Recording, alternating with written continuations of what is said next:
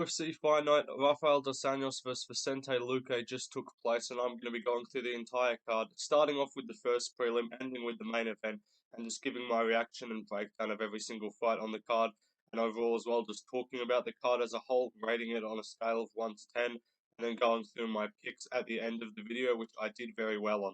But starting off with the early prelim opener of Juliana Miller versus Luana Santos. I picked Luana Santos going into this fight. I didn't rate Juliana Miller at all after her last performance against Veronica Hardy. I said that I just thought she looked horrible in the grappling, and she just showed no fight IQ and no skill anywhere. And also, I just don't rate winning the Ultimate Fighter in the women's, what is it, strawweight or flyweight division. I just didn't rate that at all. But Luana Santos came in as a kind of debuting fighter, 5-1, I believe she was. Now 6-1, looked as to be some like promising, and she came in.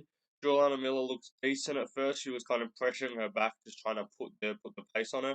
But then Luana Santos just realized that she is better at fighting, and decided to actually just land counter shots and pretty easily just rocked Juliana Miller and put her away standing TKO in the very first round. It was a great start to the card.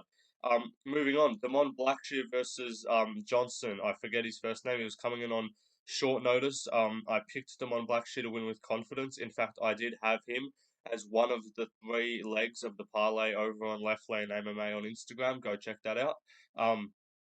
So he was my first leg. I thought he would probably win like a decision or maybe get a TKO, but he got a submission by Twister in the first round. So that was pretty crazy to see. Started off, just looked decent on the feet as always, like had his little style, his high guard that he usually kind of has. And then eventually got a takedown, worked some ground and pound, worked some control time, and then Johnson got back up, and then he got him back down. Had the back control. He ended up with one hook, and then Johnson, as he was trying to get out, he threw like a sort of sideways elbow like that, and then Blackshear took advantage of that, took that arm, put it behind his neck, and then set up a twister, which he got and made him tap in the first round. So it was back-to-back first round finishes to start, and very impressive from Blackshear. But moving on, Jaqueline Amorim versus Monseratt or Ruiz. I picked Jaqueline Amorim going into this fight. I thought she would win a decision and just be like a boring kind of grapple, clinch control fest against the cage. But no, she was dominant. She was dominant in the grappling. She ended up getting a 3rd round submission. She almost got a submission in the first, so it was almost 3 first round finishes to start off the card, which would have actually ended up being a full prelims of first round finishes if she had got it done in that first with the armbar. She almost had that. But Monseratt Ruiz showed toughness, got out of the armbar, got 10-8'd in the first round, came back, got 10-8'd again in the second, and then came back in the third, was doing okay. Jaqueline Amorim just kind of conceded to being on bottom, and then she just was held there for a bit, but eventually she did sweep, end up on top, and just ground and pound her way to a 3rd round TKO. So very impressive from her, and I picked her to win. But moving up the card, Josh Parisian versus Martin Buday. I picked Martin Buday. These are 2 fat heavyweights, so it was basically a toss-up. But I did think that Martin Buday was the slightly more athletic, slightly more powerful, and slightly more better cardio of the 2 fat heavyweights, which is kind of what you got to go off. If they have one distinguishable attribute over the other and they're unranked at heavyweight, you just kind of got to pick that person. So Martin Buday came out, landed some big shots early, was rocking Josh Parisian, had him kind of running away. I thought it was going to be another standing TKO, which we did see a few of on this card. But no, eventually Parisian kind of recovered, survived, but got taken down and then got Kimura'd and tapped out to Martin Buday. So another first round finish on this card. It was very impressive from Buday. I believe he's got 4 wins in a row now in the UFC, so good stuff from him. But moving up the card, Francis Marshall versus Isaac Dulgarian. I picked Isaac Dulgarian. I didn't do a prediction video for this card, so I can't really say you my reasons. But in my mind, my justification was I didn't like how Francis Marshall looked in his last fight against William Gomez back in April. And then I did like how Isaac Dulgarian looked outside the UFC. And even though most of the opponents that you're going to be facing outside the UFC are going to be cans, you at least have to be destroying them and winning comfortably when you're fighting cans outside the UFC, and that's what he was doing. So I'm like, I rate you enough to be able to win your debut against Francis Marshall, who I don't think is very good. And he did so. He I believe it was a takedown that he got. Didn't strike for very long. He got a takedown, was kind of just holding controlled time, just had half guard or close guard, I believe. But then eventually he did pass over, get into a dominant position, and just land some massive ground and pound. And finished it off in the first round. So another first round finish here. Um, it's weird. It wasn't even like its shot dropped him and then he followed up with ground and pounds. He kind of just got to a dominant position and just landed a few big shots, and then Francis Marshall just couldn't get out of it. So really impressive stuff from Isaac Dulgarian, and I picked him to win as an underdog. I'm not sure why he was an underdog. I just don't think odds makers check any of your fights or put you as a favorite unless your name ends in OV. Um, but yeah, good stuff from Isaac Dulgarian. Started off the card 5-0. Next fight, Terrance McKinney versus Mike Breeden. Another one I got right, 6-0 on the card to start. Terrance McKinney came in on short notice, and I didn't like the fact that he came in on short notice, but I also looked at Mike Breeden and said, this guy's not very good. Um, and I just think Terrance McKinney's a bit too quick, a bit too powerful, and that's exactly what happened in this fight. Came out quick straight away, landed some shots, was just really quick, hurt him to the body with a punch. Breeden was kind of trying to stay in there, but he wasn't throwing back at all. And you have to give Terrance McKinney something back to make him, to not let him TKO you. So, Mike Breeden didn't do that. He just kind of shelled up and eventually got TKO'd standing by Terrance McKinney in the first round. Good to see from Terrance McKinney, though. He's coming off a few bad losses to Bonfim and then Sadikov, both got finished in those fights, and he kind of needed a win. And he said he wanted to get the bad taste out of his mouth, which he did. So good stuff from him. He originally said he's like, give me Boston, and then DC told him that's next week, and he's like, all right, I'll give you wait a month. So that was pretty funny from him. But good win from Terrance McKinney, getting it done in the first. Moving up the card to the headliner of the prelims, JP Byers versus Marcus McGhee. I picked Marcus McGhee going into this, and he got it done in the first. I didn't officially pick him by first round KO, but I did kind of was like, he's probably going to get a TKO, maybe a sub, just bully JP Byers, who's an older guy, doesn't have the durability needed to be able to take those shots from a powerful guy like Marcus McGhee. And he was just getting cracked and dropped early, really had no success in the fight, got put away in the first, got dropped badly, went like head first, and then was on a single. Like Marcus McGhee just put his hands up and just knew he'd won. And then the ref kind of was a bit hesitant to call it, but once he realized how out of it, JP Byers was, he just called off the fight because Byers like had a single, and then as he called it off and McGhee ran off, he just stumbled forward into the cage. So that's kind of how you knew that it was a good stoppage from the referee. But really good stuff from Marcus McGhee. Got it done in the first round. That's 2 finishes, 2 wins this year, and a really good start to his UFC career. But moving up the card to the main card opener, Josh Fremd versus Jamie Pickett. This was the first kind of sour note of the card, the first not exciting fight. We started off the card with 7 finishes on the prelims, and 6 of them were in the first round, and then these two guys, fucking middleweights, just have to come along and ruin it. The women's fights and the fat heavyweights were more entertaining than these guys, who are actually like appear to be athletic.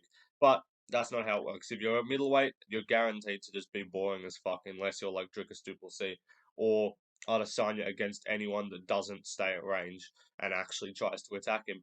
Um, but yeah, Josh Fremd, I picked him to win this fight by decision or maybe a TKO. He ended up getting a decision. It was clear, 30-27 on all these scorecards.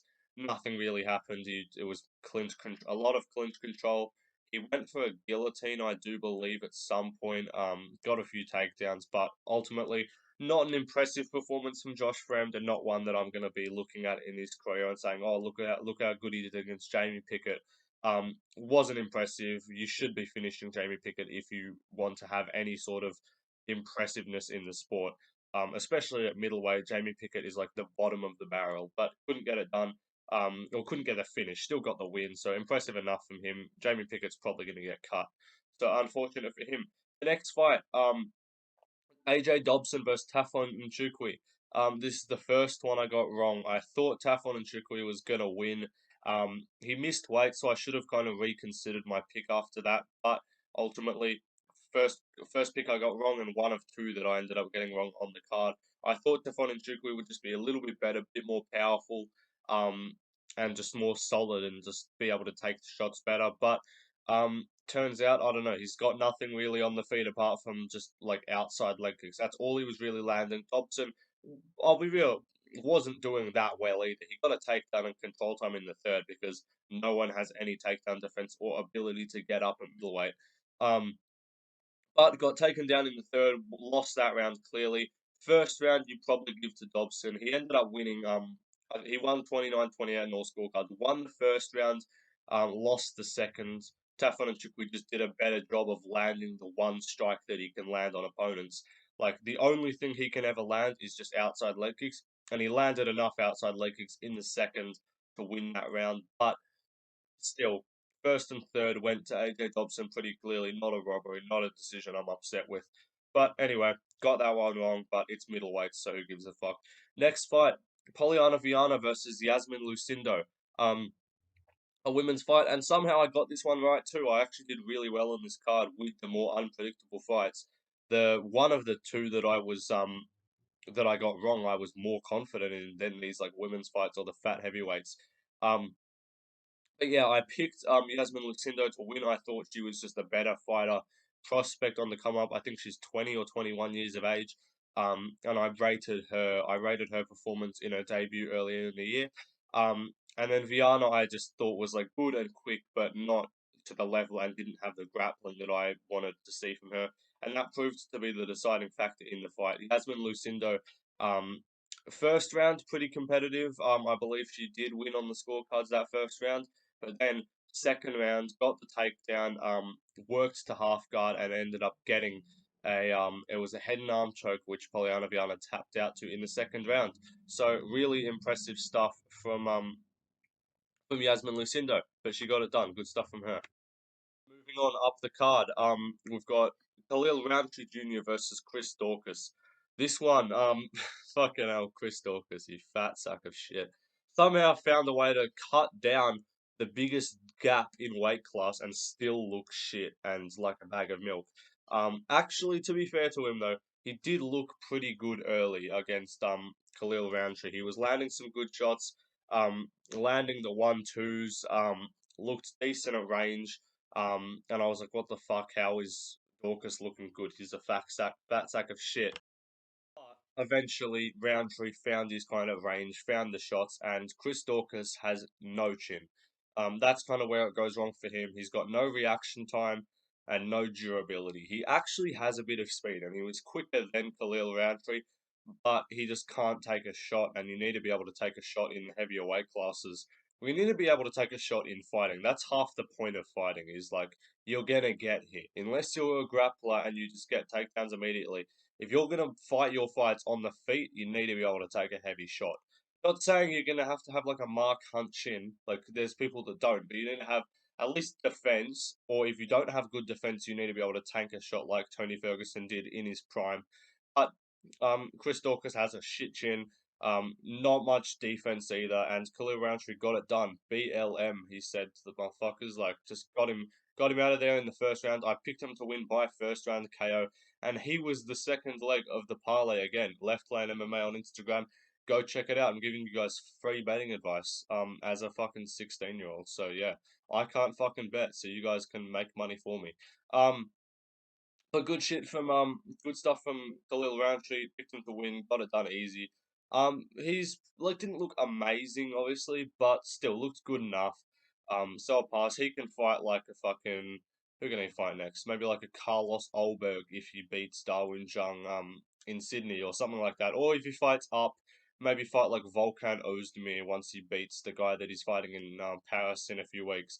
But next fight on the card, Cub Swanson versus Hakeem Dawodu. This was the other one I got wrong, but not a bad one by any means. Not something that I'm like super upset about. I picked Hakeem Dawodu to win by decision. I thought it would be pretty close. But I just thought ultimately he's more athletic, younger fighter, and I thought he'd just be able to take a shot better. And the reactions to the shots of Cub Swanson would be just worse and less appealing to the judges when scoring a fight. But Cub Swanson actually got it done unanimously, 29-28. It probably shouldn't have been unanimous. I thought the fight could have gone to Hakeem Dawodu. I thought he won the first two rounds. Cub Swanson won the third with the grappling. But ultimately, first round, two of the judges gave that to Cub Swanson, which was interesting. I thought the second round was the closer one, but um Dowdu outlanded Swanson in the first two in terms of total numbers, but there was a flurry at the end of the second where Cub Swanson landed some big shots. So that's the one I thought was like, okay, if you're gonna give to Cub, then yeah, fair enough. But when I had unanimous 29-20, I'm like, oh, it's Dowdu for sure. And Cub Swanson was even like clapping and like going like, "Here's my guy!" Like good stuff from him. Good job, how Hakeem Dowdu. But got his hand raised and said in his post fight, I don't even really think I won that confidently. But still, good stuff from him. Looked actually pretty good. Like he was getting outside leg kicks quite a bit. But apart from that, Hakeem Dowdu didn't land that much. He isn't that good of a fighter.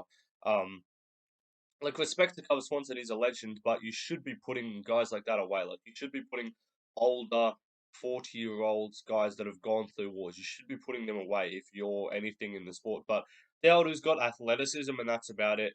Doesn't have the shot placement, the shot selection. Doesn't have that much skill. Doesn't have a lot of grappling defense either. But anyway, good stuff, Cub Swanson. Happy to see him get a win. But moving on to the main event, Vicente Luque versus Rafael dos Santos. It was a solid main event. Not the most entertaining. It was solid grappling from Vicente Luque. I picked him to win.